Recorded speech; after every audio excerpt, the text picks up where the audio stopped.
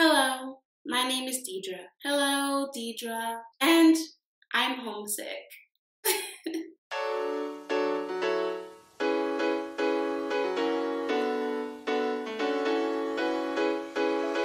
Hello everyone, it's me again, Chocolate Geisha, back for another video, so thank you for tuning in. And today we've got a pretty unique video for you guys, and that is homesickness in Japan. Homesickness in Japan.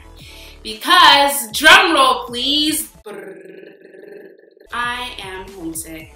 Yes, I admit it, you got me, I'm homesick. I miss so many things about America, and it's finally hitting me full force, I would say. I'm feeling it. Are you feeling it now, Mr. Krabs? Are you feeling it now, Mr. Krabs? Are you feeling it now, Mr. Krabs?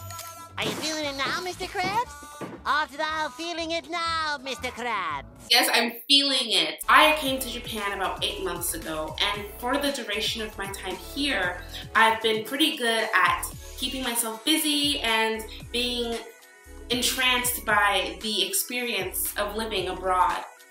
But, you know, last month was a really rough month for me in terms of missing what I don't have anymore. So in this video, I'm going to explain what I feel homesick about and what I do to keep myself sane and keep myself happy and cheerful. So the first thing I miss is being ordinary. Yes, I miss being ordinary. I miss being invisible in a crowd, because honest to God, right now, I am like a unicorn walking in broad daylight. No lie.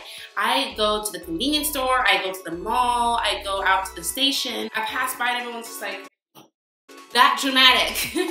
That dramatic. People look at me and they ask, oh, where are you from? Oh, how long have you been in Japan? Oh, why are you in Japan? How long are you planning on staying here? Do you have a Japanese boyfriend? People ask me things like that all the time. And you know, the first month was okay. The third month was cool. The 6th month was getting to me. The 8th month, I'm low-key tired of it. I'm so tired of it. Being treated like the other. Yes, I am the other. Of course I'm the other. Of course I'm the other. But sometimes I just want to be a regular schmegular degular girl from America. That's it. I don't want to be this fantastical beast that just came off of a plane. Like, I want to be a normal person. Deep down, I know that I don't fit in. And it's plain as day. I can see it every time I go out and every time I meet someone that I'm not what they expected to see. So yeah, that's something I miss. I miss just being able to like go out and like not have to like look put together all the time. Like, I miss being able to be lazy with my looks. I miss being able to be lazy with how fast or slow or what slang I use when I speak English. I miss that stuff. I miss being carefree in that sense. I miss it a lot. Ooh, hair flip. Okay, so the next thing I miss is the directness of people back in America. Because here in Japan, people will not ring around the bush. They will dance and do cartwheels around that bush and never talk about what they're trying to say. It gets really annoying at times, especially at my school, when people want something, but they don't want to ask for it. One of the things that I believe in is a closed mouth doesn't get fed. So when I have people at work and some of my friends even who want to try and suggest everything that they want instead of outright saying it, it gets to me, it bothers me, and I feel like they're just trying to be coy. Like, they're just coy all the time, and it gets to me. It gets to me, okay? I'm just like, what do you want? I'm so confused for so much of the time. I'm just confused. I'm confused, okay? Like, tell me what you want. What do you want? Like, what do you want? Tell me what you want. Like, what you want. Like, what do you want? Like, I don't know. I don't know. See, I'm sweating out my hair already. I'm getting frustrated. Another thing I miss about America, which may not be your first thought, is I miss central heating. Here in Japan, because there are so many earthquakes, a lot of the buildings aren't reinforced. with double panel windows and central heating. So wintertime, I froze my little black booty off, okay? I froze my butt off this past winter. I grew up in a house where I could press a button and every single room in the house was gonna be toasty, okay? And being here, it's like my heater is right here and I record videos in this particular position because the heater is right there. It's cold everywhere else. Sorry to interrupt your regularly scheduled program, but I wanted to show the non-believers exactly how my heater is set up in my house. So this is me sitting in front of the wall that I use every week to record, right? And here is my heater. Boop. And that's something that I miss about home. I miss having nice, warm, toasty rooms all the time and not having to stress about smelling like you're at a gas station. The fourth thing I miss is affordable produce. Affordable produce.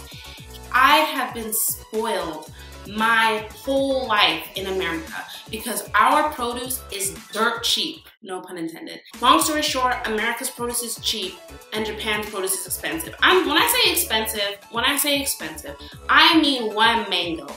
One mango can be like $7. I'm not lying to you. And you guys who know me know I'm a vegetarian.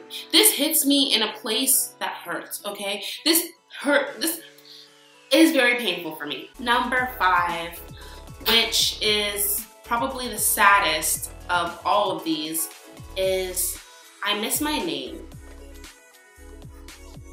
I miss my name. Here in Japan, they have 3 alphabets: hiragana, kanji, and katakana. The third one, katakana, is used for foreign words and foreign names. Because my name is Deidre, every time they say my name, it comes out like Siri said it. Like Alexa, Didora. Didora. It's like a new identity. It's like a new identity. It's my name here. So I respond to it. And some of the students even call me like pet names, like they'll call me Dido Sensei, Dido. I'm like, Dido, what? Dido.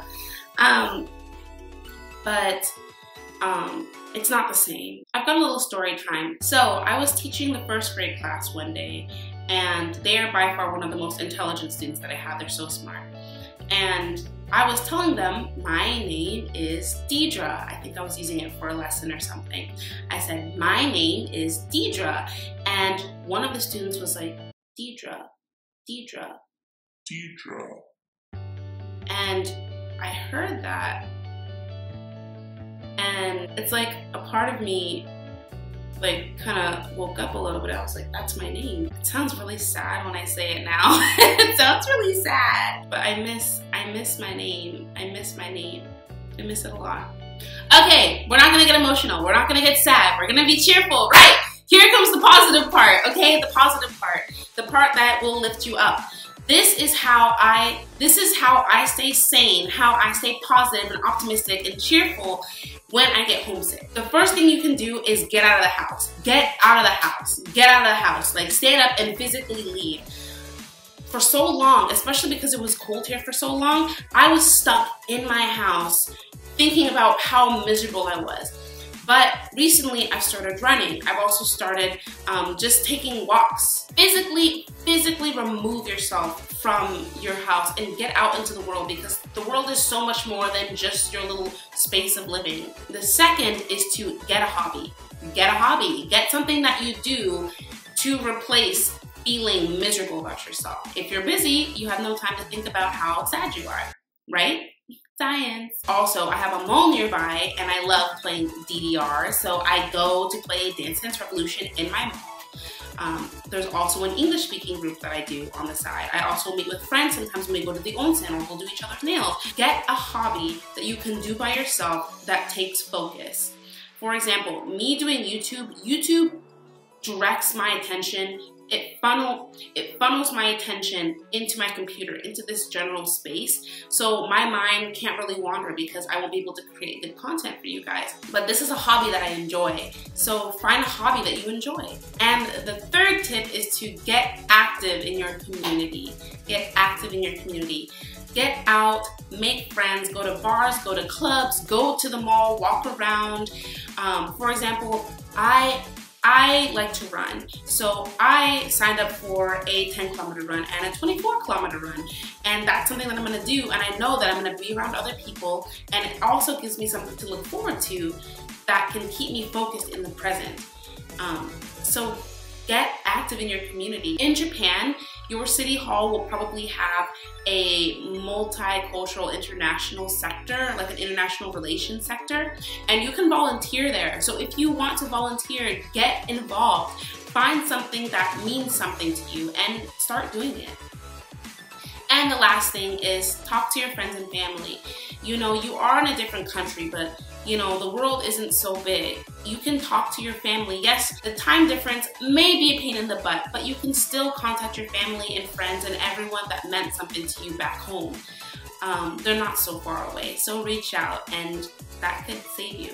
Also, I want to talk about the importance of acknowledging your feelings and validating your own feelings and not trying to push your feelings under the rug, because that is something that I was doing for a while. I was trying to not admit that I was homesick. I've wanted to come to Japan for so long, so I felt like I was betraying myself by admitting that I was homesick.